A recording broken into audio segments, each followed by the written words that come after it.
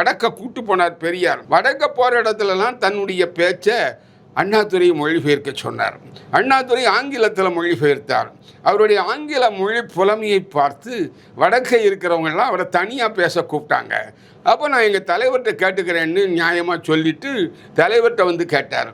பெரியார் சொன்னார், அவங்க கூப்பிட்டாங்கன்னு கூட்டங்களுக்கெல்லாம் போகக்கூடாது, அதான் இவன் பெருசாக வளர்ந்துடக்கூடாது, அண்ணாதுரை இப்படியே தான் இருக்கணும் என்று பெரியார் நினைக்கிறார்.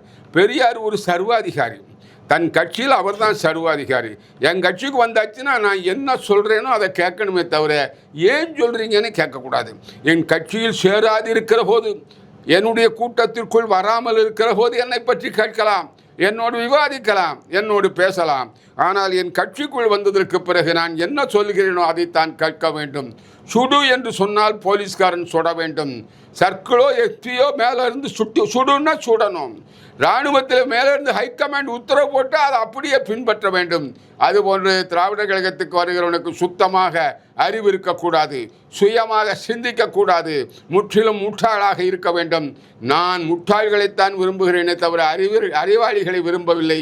என் கட்சிக்கு வந்தால் நான் சொல்கிறது அப்படியே தான் கேட்கணும் அப்படி என்று சொன்னவர் தான் பெரியார்.